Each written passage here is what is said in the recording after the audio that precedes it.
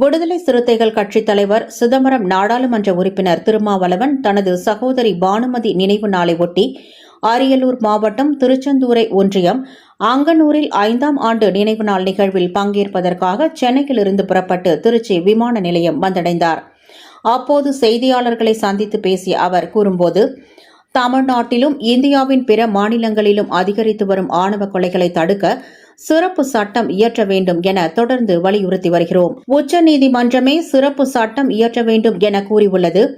சட்டம் இயற்றும் வரை ஆணவ கொலைகளை தடுக்க உரிய தடுப்பு நடவடிக்கைகள் மேற்கொள்ளும் வகையில் காவல்துறைக்கு சில வழிகாட்டல்களை உச்சநீதிமன்றம் வழங்கியுள்ளது. ஆணவ கொலைகளை தடுக்க வேண்டும், அதற்கு தனி சட்டம் இயற்ற வேண்டும் என்று தொடர்ந்து வலியுறுத்தி வருகிறோம்.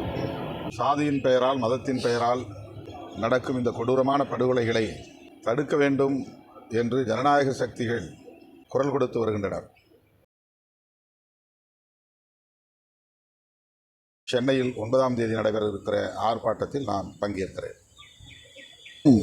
பீகார் மாநிலத்தில் வாக்காளர்களாக பலரை சேர்த்து அவர்களை வாக்களிக்க செய்வது, ஏற்கனவே இப்படி கடந்த நாடாளுமன்ற தேர்தலிலும் இவர்கள் செய்திருக்கிறார்கள். அதற்கு தேர்தல் ஆணையம் துணை போகிறது என்கிற குற்றச்சாட்டுகளை காங்கிரஸ் உள்ளிட்ட அனைத்து எதிர்க்கட்சிகளும், குறிப்பாக இந்தியா கூட்டணியில் இடம்பெற்றுள்ள கட்சிகள் யாவும் வலியுறுத்தி வருகிறோம். நடந்து முடிந்த நாடாளுமன்ற பொதுத் தேர்தலிலேயே தேர்தல் ஆணையம் பாஜகவுக்கு ஆதரவாக செயல்பட்டு இருக்கிறது என்ற சந்தேகம் வலுத்திருக்கிறது. அவர்கள் சுதந்திரமாக இயங்கவில்லை. பாஜகவின் முழுமையான கட்டுப்பாட்டில் தேர்தல் ஆணையம் சிக்கியுள்ளது. இந்த தில்லுமுள்ளுவையும் இன்றைக்கு அவர்கள் செய்ய தயாராக இருக்கிறார்கள்.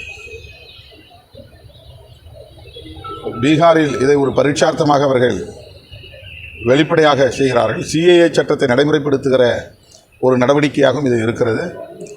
வாக்காளர்களாக இருப்பவர்கள் தாங்கள் இந்த நாட்டின் குடிமகன் என்பதை ஆதாரத்தோடு உறுதிப்படுத்திய பிறகுதான் வாக்காளர் பட்டியலில் இடம்பெற முடியும் என்கிற ஒரு நடவடிக்கையை இவர்கள் மேற்கொண்டிருக்கிறார்கள்.